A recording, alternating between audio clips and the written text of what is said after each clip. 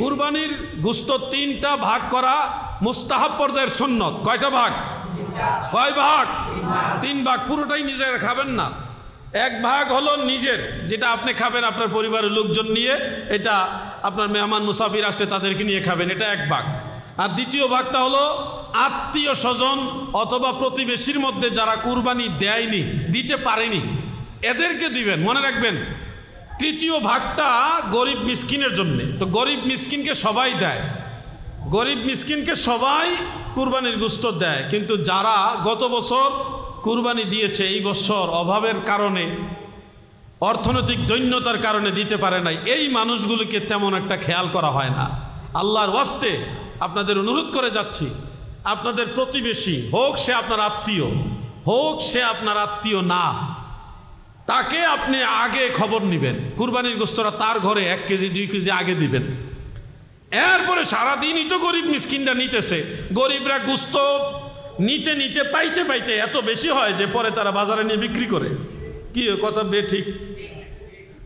আমি দেখেছি নারায়ণগঞ্জে, ঢাকায় যারা গোশত কালেকশন করে বাড়ি বাড়ি করে, গরিব এরা মাশাল্লাহ কয়েক মন গোশত কালেকশন করে এরা নিয়ে চাষারা মুড়ে অথবা গুলিস্তানের মুড়ে মাশাল্লাহ বড় টাল দিয়া 200 টাকা কেজি গরু গোশত বিক্রি করে ঈদের দিন সন্ধ্যার সময়। 500 টাকা। এবং তারা হোটেল যারা আছে না, এর কাছে বিক্রি করে দেয়।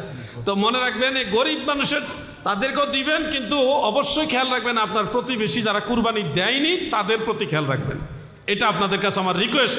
এই তিনটাই মুস্তাহাব পর্যায়ের সুন্নত এবং সহিহ হাদিস দ্বারা প্রমাণিত। আল্লাহ তাআলা আমাদের কুরবানির বিষয়গুলি খেয়াল রাখার তৌফিক দান করেন, বলেন আমিন। একটা গরুতে সর্বোচ্চ 7 শরিক দেওয়া যাবে।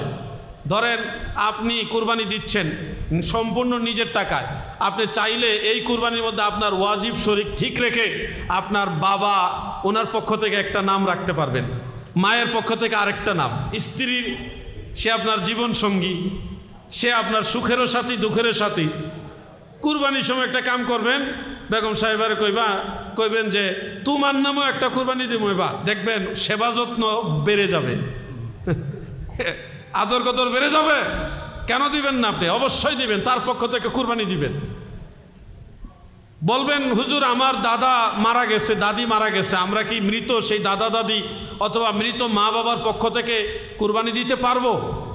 হানাফি মাযহাবের মাসআলা হলো, রাসূল করিম সাল্লাল্লাহু আলাইহি সাল্লামের হাদিস থেকে এটা প্রমাণিত যে মৃত মা বাবা, দাদা দাদি বা এরকম নিকটাত্মীয় কেউ যদি থাকে, তাদের পক্ষ থেকেও আপনি কুরবানি দিতে পারবেন।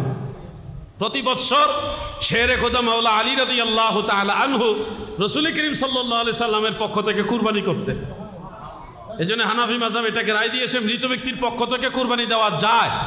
আমার ভাইরা, আপনারা কি মাসালাগুলি বুঝতেছেন? এটা এই সময়ের দরকার। আমি জোর করেই আপনাদের বললাম, আপনারা এগুলি মনে রাখবেন এবং আমল করার চেষ্টা করবেন ইনশাআল্লাহ। আমার কুরবানি দিব, কিন্তু আমার আব্বার আকিকা দিছে কিনা জানি না, আব্বাও বলতে পারে না, বা আমার মায়ের আকিকা দিছে কিনা মা জানে না, বা আমার আকিকা দিছে কিনা আমার মনে পড়তেছে না। হুজুর আমি এই গরুর মধ্যে, কুরবানির গরুর মধ্যে আমার আকিকা বা আমার বাবার আকিকা বা আমার মায়ের আকিকা, অনেকে নিজের স্ত্রীর আকিকার কথাও জিজ্ঞাসা করছে। মানে আকিকার প্রশ্নটা বেশি আমাকে জিজ্ঞাসা করছে, যেটা দেওয়া যাবে কিনা। একই পশুতে, কুরবানির পশুর মধ্যে কুরবানির শরিক প্লাস আকিকা দুইটা একসাথে দেওয়া যাবে কিনা, এই মাসআলাটা নিশ্চয়ই আপনাদের অনেকের জানার দরকার। মনে রাখবেন, হানাফি মাযহাবের ফুকাহায়ে কেরাম এই ব্যাপারে রায় দিয়েছেন, যে রায়টা ফাতোয়ায়ে তাতার খানিয়ার মধ্যে উল্লেখ আছে। ফাতোয়ায়ে তাতার খানিয়া, সেই কিতাবের মধ্যেই মাসআলাটা উল্লেখ। কুরবানির পশুর মধ্যে কুরবানি যেটা আপনার ওয়াজিব, এই ওয়াজিব কুরবানির শরিক বহাল রেখে, ঠিক রেখে, এরপরে যদি আপনি একই পশুর মধ্যে, সেটা গরু হোক, সেটা উট হোক, বা কুরবানির অন্য পশু যেটার মধ্যে একাধিক নাম দেওয়া যায়, এরকম পশু হোক, সেটার মধ্যে আপনি আকিকাও দিতে পারবেন।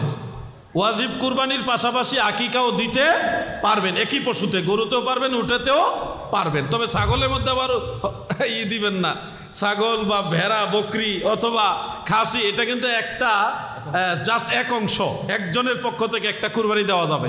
এখানে আবার আকিকা আবার কুরবানি দুইটা একসাথে লাগাই দিয়েন না, কিন্তু আকিকা কুরবানি একসাথে চলবে গরু এবং উটের মধ্যে, গরু এবং উটের মধ্যে। এই বছর বাঙালি আমরা জাতিটা একটা আজব জাতি, ঘোড়া খাওয়া শুরু করছি। ঘোড়া খাইতে খাইতে খাইতে খাইতে এখন সান্ডা খাওয়া শুরু করছে।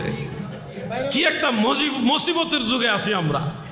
এই কতক্ষণ ঘোড়া খায়, কতক্ষণ সান্ডা খায়, আবার কয়দিন ফরেনি কুমির খাওয়া শুরু করে। আমি ভয় পাইতেছি, সান্ডা মনে করে আবার গুইসাপ খাইয়া অনেক অসুস্থ হয়ে গেছে। খাওয়া বাঙালি সব খাইয়া শেষ করে ফেলে। এটা আজব জাতি। মনে রাখবেন, কুরবানির বেলায় কিন্তু আবার ঘোড়া চলবে না, ঘোড়া চলে না। ওটা আবার কুরবানি দিয়া পরে কিন্তু আমও যাইব, সালাও যাইব। ঘোড়া খাওয়া মুসলমানদের জন্য মাকরুহে তাহরিমা, এটা হানাফি মাযহাবের চূড়ান্ত রায় এবং রাসূল করিম সাল্লাল্লাহু আলাইহি সাল্লাম নিষেধ করেছে। কিছু মূর্খ মৌলবী আছে শুধু এক সাইডের হাদিস বলে।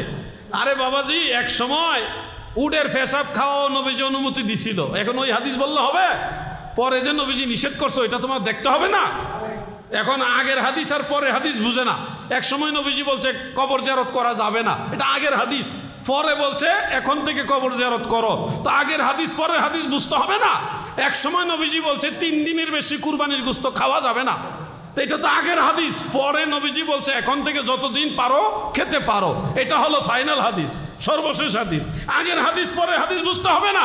এক সময় নবীজির সামনে সাহাবারা ঘোড়ার গোশত খাইছে যুদ্ধের ময়দানে, ওখানে খাবারের সংকট বা বিশেষ প্রয়োজনে খাইছে, নবীজি নিষেধ করেন নাই।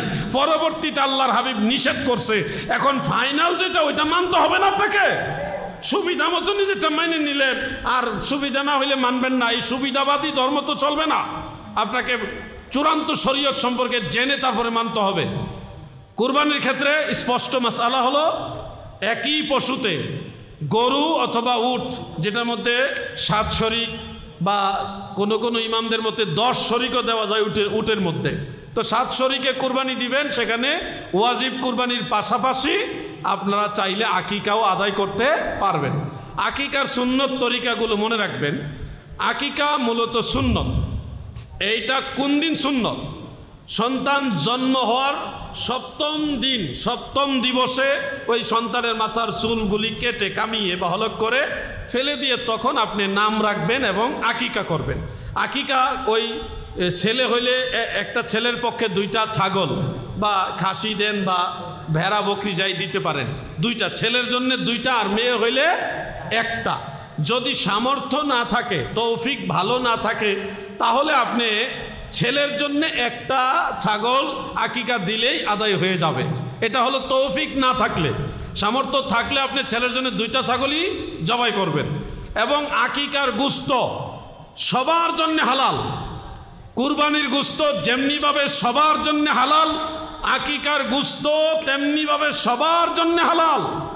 কুরবানির গোশত যেমনিভাবে কুরবানি দাতা, যিনি কুরবানি দেন, যার পক্ষ থেকে কুরবানি দেন, তিনি খেতে পারেন, ঠিক তেমনিভাবে আকিকার গোশত ওই সন্তান যার পক্ষ থেকে আকিকা দেওয়া হচ্ছে সেও খেতে পারবে, ওই সন্তানের মা বাবাও খেতে পারবে। কারোর জন্য এটা হারাম না, নিষেধ না। তবে আপনি যদি মনে করেন যেহেতু এটা আমার সন্তানের একটা আকিকা, সেই হিসাবে আমি এটা খাবো না, আমি গরিব মানুষদেরকে খাওয়াই দিব, এটাই বেটার হবে আপনার জন্যে। আমি এটাই সাজেস্ট করবো, মানুষের খাওয়ান। নাইলে দেখা যাইব আকিকার ছাগল জবাই করে সব ফ্রিজে ঢুকাইব, মানুষের খাওয়াইতো না। আমরা তো স্বভাব ভালো, তো এই জন্য আপনাদের বললো মানুষের খাওয়াই দেন, এটাই হলো আপনাদের জন্য পরামর্শ। বিষয় কি বুঝতে পারছেন? বুঝেন নাই নাকি? বুঝতে পারছেন? আকিকার গোশত এই সন্তানও খেতে পারবে, যার আকিকা দেওয়া হচ্ছে সেও খাইতে পারবে, তার মা বাবাও খেতে পারবে, পরিবারের সবাই খেতে পারবে। তার অর্থ এই না যে আকিকা করে নিজেরাই সব খাইবেন, বরং এই আকিকার গোশতটা সবাইকে খাওয়াই দিবেন। হুজুর আকিকা যদি না দেই তাহলে কি হবে? আকিকা না দিলে যেই সন্তান জন্ম হয়েছে তার আকিকা যদি না দেন, যতদিনই আকিকা না দিবেন ততদিন তার শরীরের মধ্যে রোগ বেমার চলার পথে, হঠাৎ উষ্টা খাইয়া পইরা ব্যথা পেয়ে যাব, মানে বালা মুসিবত, একটা না একটা সমস্যা, রোগ, হ্যাঁ, বেমার, এগুলি লেগেই থাকবে, কখনো এটা সারবে না। এই জন্য সন্তানের ভালো কল্যাণ নিশ্চয়ই বাবা হিসেবে আপনারা সবাই চান কিনা? এই জন্য সন্তানের আকিকা যত দ্রুত সম্ভব আদায় করবেন। এটা হলো 7ম দিবসে আদায় করাটা হলো সুন্নত। এখন কেউ যদি অর্থ কষ্টের কারণে বা দারিদ্রতার কারণে 7ম দিনে আদায় করতে না পারেন, পরবর্তীতেও আপনি চাইলে আকিকা আদায় করতে পারবেন। কারণ দয়াল নবীজির নবুয়ত প্রকাশ হওয়ার পরে রাসূল করিম সাল্লাল্লাহু আলাইহি সাল্লাম নিজের পক্ষ থেকে আবার আকিকা আদায় করেছেন। এটা সহিহ এবং দাঈফ দুইটা সনদে আছে। তো এই জন্য আপনারাও চাইলে নিজের আকিকা যদি আদায় না হয়ে থাকে, আপনার আকিকা শিশুকাল আদায় করেননি বা করছেন বলে জানা যায়নি, তাহলে আপনার আকিকা আপনি নিজেও পরবর্তীতে কুরবানির পশুর মধ্যে কুরবানির শরীক বহাল রেখে আপনারটা আপনি আদায় করতে পারবেন। বুঝতে পারছেন বিষয়? আমার সাথে সারা দিন বুঝতে পারছেন? আপনি আপনার মা বাবার আকিকা, সন্তান বা ভাই বোন বা কোনো পরিবারের সদস্য তাদের আকিকাও আপনি আদায় করতে পারবেন। আল্লাহ তাআলা আমাদের সবাইকে বোঝার তৌফিক দেন, বলেন আমিন।